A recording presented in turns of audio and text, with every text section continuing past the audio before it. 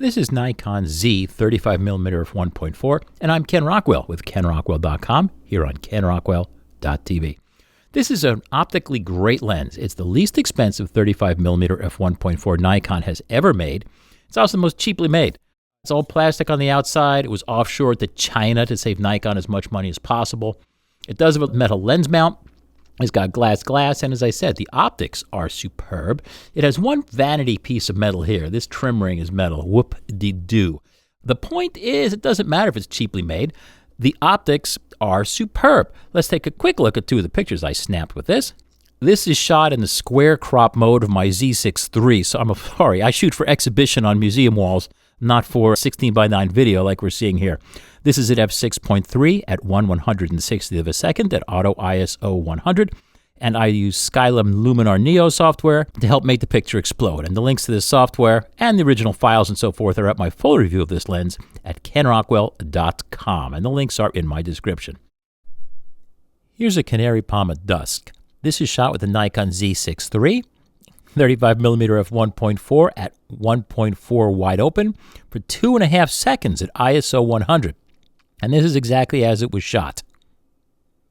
What's interesting is, of course, it's super sharp all over wide open at 1.4, which is pretty much the metal test here for an f1.4 35mm lens.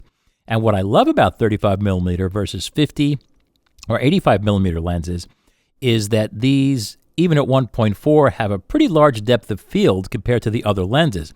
So I can shoot in the real world like this three-dimensional tree, and you'll see most of it is still in reasonably good focus.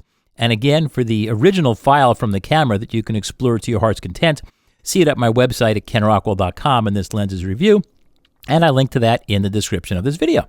What's interesting about this lens that's new is, I've never seen this before, but they actually list the hood to use for the lens on the lens itself. It seems minor, but gee, Nikon has obviously made hundreds of different kinds of hoods. It has no visible distortion. It's shot on Z cameras, which always correct for the distortion. If you're shooting RAW and using God knows what kind of software, it probably won't correct for that, and then God knows what kind of distortion you have, but hey, that's what you get. It's lightweight. They claim drip and dust resistance. What's bad is, again, offshored overseas, not made in Japan. It has no AF/MF switch, which personally drives me up the wall. In addition to the all-plastic exterior, you've got plastic filter threads like most of the rubbish that's made today, which means that it just doesn't feel right putting my filters on and off, and I do like filters.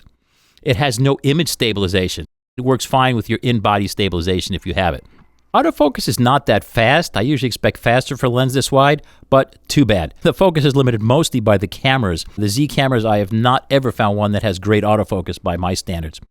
Focus breathing, what's a little weird is the image contracts as focus more closely from infinity down to about 14 inches or 35 centimeters, and then it starts to grow again as you focus all the way to the close focus distance of about 11 inches or 27 centimeters. The bokeh is quite nice. Here it is at f1.4, as we expect. It's pretty darn soft. And also at f2.8, it is not annoying.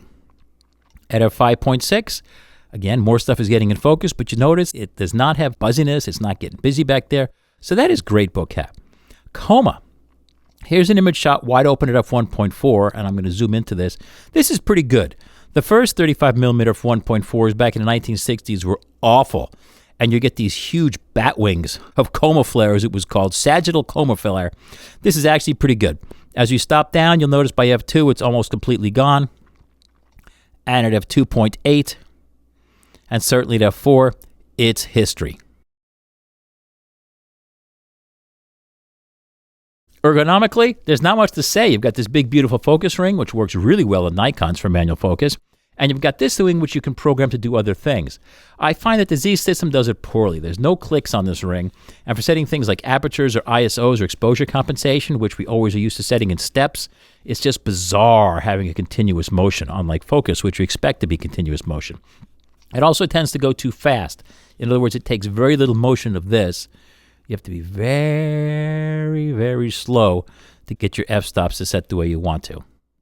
And that, in a nutshell, is it. I have far more details and explicit examples of everything from macro focus and distortion and curves and all that other kind of things at KenRockwell.com. But for now, as a quick video review, I thank you very much for watching this on KenRockwell.tv here at KenRockwell.com, and I will see you guys in our next video.